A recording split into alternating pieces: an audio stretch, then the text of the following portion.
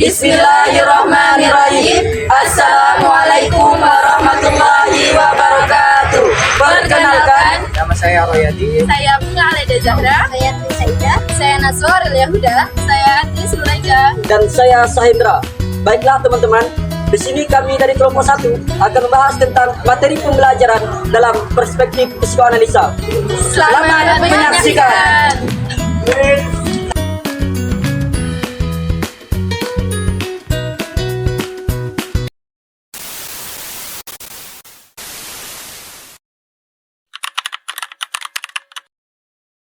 Nah, di sini saya akan menjelaskan sedikit tentang sejarah teori psikoanalisa.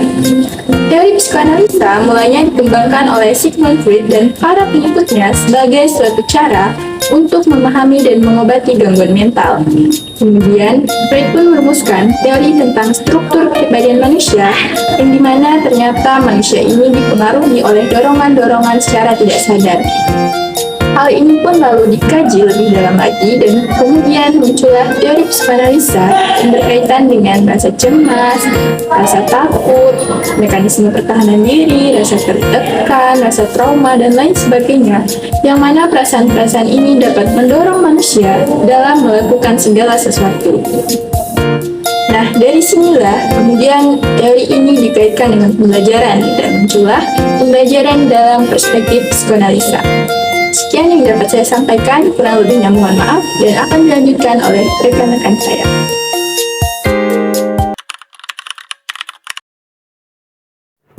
Pengertian psikoanalisa. Teori psikoanalisa adalah salah satu teori yang membahas tentang hakikat dan perkembangan bentuk kepribadian yang dimiliki oleh manusia. Unsur utama dalam teori ini adalah memotivasi, emosi, dan aspek kepribadian lainnya. Dasar teori psikoanalisa adalah mengasumsikan bahwa kepribadian akan memulai berkembang saat terjadi konflik-konflik dari aspek-aspek psikologis tersebut. Gejala tersebut biasanya terjadi pada anak-anak atau anak usia dini. Berdasarkan teori psikoanalisa, bahwa apa yang terjadi pada seseorang di masa kini itu terbentuk dari masa lalunya. Kurangnya pemahaman pada pengalaman pribadi, mana yang mempengaruhi mood dan perilaku dapat menimbulkan masalah pada hubungan pekerjaan dan kepercayaan diri tersebut.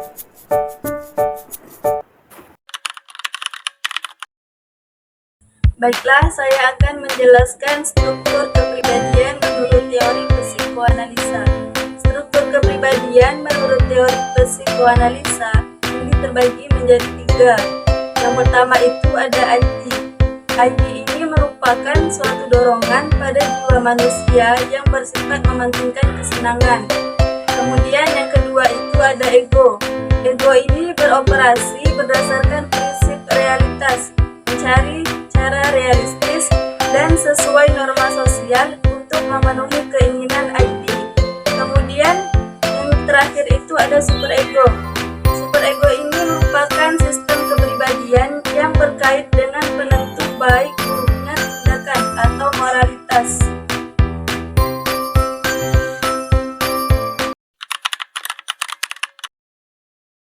Baiklah teman-teman, di sini saya akan menjelaskan tahap-tahap perkembangan kepribadian menurut psikoanalisa.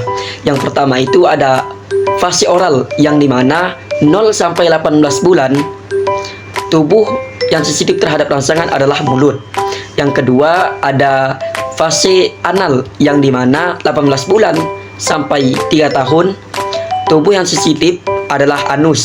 Nah, yang ketiga ada fase falis, yang dimana pada fase falis ini 3 sampai 6 tahun tubuh yang sensitif adalah alat kelamin.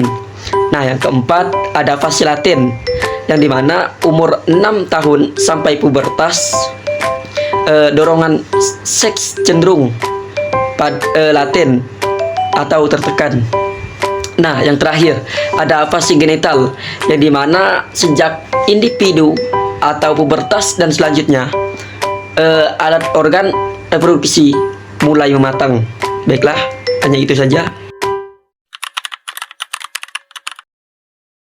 Saya akan presentasikan materi yang keempat tentang proses pembelajaran.